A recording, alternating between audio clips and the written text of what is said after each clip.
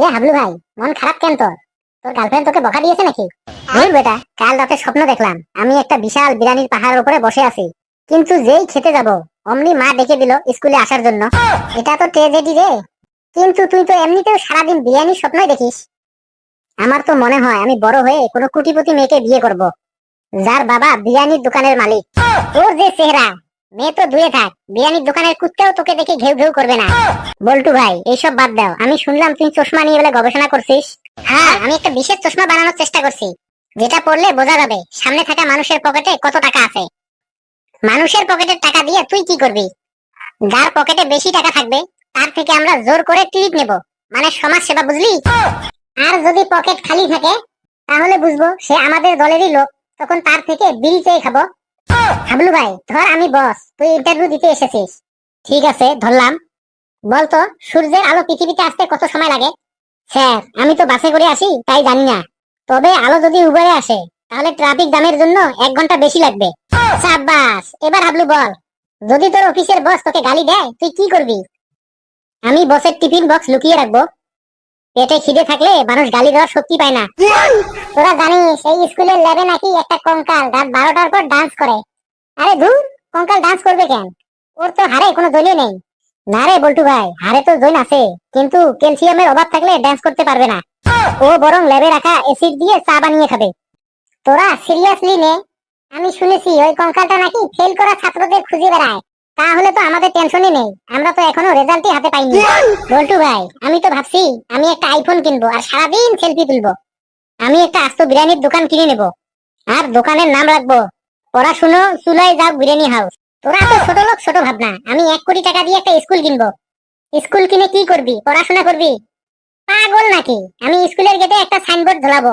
সাইনবোর্ডে লেখা থাকবে এখানে শুধু ঘুমানোর অনুমতি আছে, যে বই আনবে তার জরিমানা হবে 5,000 টাকা। কে রে সাইনবোর্ড ঝোলাবে? কে রে, কে? Good morning sir. Good morning, good morning. বস বস, তোরা সব বসে পড়। আর কে সাইনবোর্ড ঝোলাবে রে? না স্যার, বল্টু ভাই স্কুলের সামনে সাইনবোর্ড লাগাবে। পটাশ, তুই বেশি বকবক করিস না কিন্তু। পটাশ, তুই দাঁড়া তো। ইয়েস স্যার, দাঁড়িয়েছি। তুই বলতো, মশা কামড়ালে আমরা কি শিখি?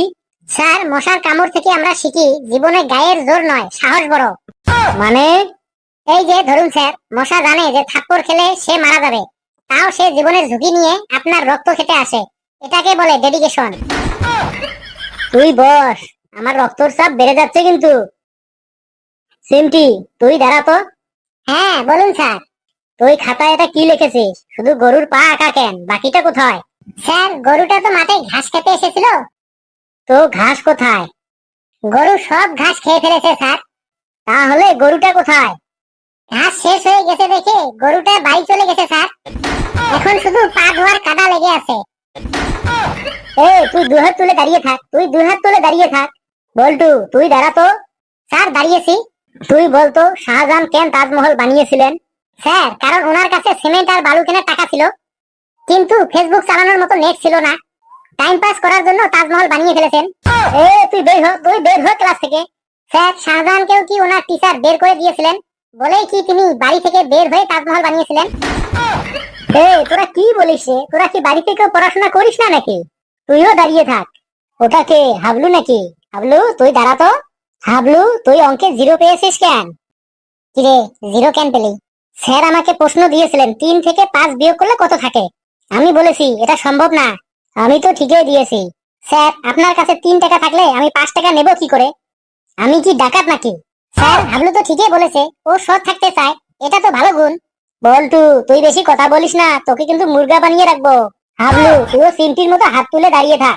স্যার, আমার পা দুটা কেমন জানি ঝিমঝিম করছে, আমি বসবো স্যার? না, তুই বসতে পারবি না। তোকে আমি একটা আগে প্রশ্ন করব, যদি তুই ঠিকঠাক উত্তর দিতে পারিস তাহলে তুই বসতে পারবি। বলুন স্যার, বলুন, তাড়াতাড়ি বলুন। তুই বল, স্বাভাবিক উদ্ভিদ মানে গাছপালা আমাদের কি কি কাজে লাগে? স্যার, গাছপালা আমাদের কি কি কাজে লাগে মানে গাছপালার উপকারিতা স্যার? বলছি স্যার, গাছপালা আমাদের অনেক কাজে লাগে স্যার। গাছপালা আমাদের ফল দেয়, ফুল দেয়, তাই গাছপালাকে অনেক যত্ন সহকারে রাখতে হয়, যাতে গাছপালাগুলো কোনো ছাগলে না খেয়ে ফেলে। আর এই ছাগলের 4টি পা থাকে, একটি লেজ থাকে, গুলির মতো দুটো চোখ থাকে, কচি আম পাতার মতো ঝোলানো দুটো কান থাকে, উসকে পারা দুটো শিং থাকে, সারা গায়ে পাপোশের মতো লোম ভর্তি থাকে। ছাগল মূলত তিন কালারেরই হয়, যেমন কালো, সাদা, বাদামি। ছাগলের মধ্যে নানা ভেরিয়েন্ট লক্ষ্য করা যায়, যেমন পাটা ছাগল, পাটি ছাগল, খাসি ছাগল। ছাগল কেটে যখন মাংস তৈরি করা হয় তখন তার নাম আর ছাগলের মাংস থাকে না, তার নাম চেঞ্জ হয়ে যায় মটন। ছাগলের যখন খিদে পায় তখন ছাগল মার্চ এপ্রিল না বলে শুধু মেয়ে মেয়ে করে চিল্লাচিল্লি করে। আর খাবারের জন্য ছাগলের মুখটি কন্টিনিউ চুলবুল চুলবুল চুলবুল চুলবুল চুলবুল চুলবুল করে। ছাগলের পটিগুলো দেখতে লাগে আয়ুর্বেদিক ঔষধের ট্যাবলেটের মতো গুটি গুটি গুটি গুটি গুটি গুটি গুটি গুটি। স্যার কেমন লাগলো স্যার গাছপালার উপকারিতাগুলো? কি আশ্চর্য, আমি বলতে বললাম গাছপালা আমাদের কি কি কাজে লাগে, আর ও ছাগল সম্পর্কে বলে দিল। স্যার গাছপালা ছাগলে খায় তো, আপনি দেখেননি? বুঝে গেছি, বল্টুকে আর ছাগলে ধরেছে। ও আর সবকিছু ছাগল দিয়ে চালিয়ে নিবে। বেশ বেটা, দাঁড়া আমি দেখছি।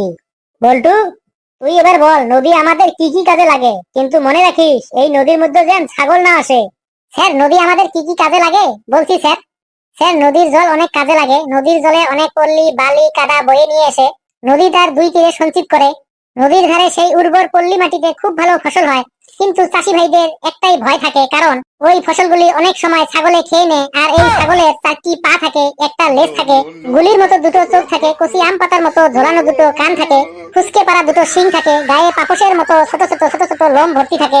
ছাগল মূলত তিন কালারেরই হয়, যেমন কালো, সাদা, বাদামি। ছাগলের মধ্যে নানা ভেরিয়েন্ট লক্ষ্য করা যায়, যেমন পাটা ছাগল, পাটি ছাগল, খাসি ছাগল। ছাগল কেটে যখন মাংস তৈরি করা হয় তখন তার নাম আর ছাগলের মাংস থাকে না, তার নাম চেঞ্জ হয়ে যায় মটন।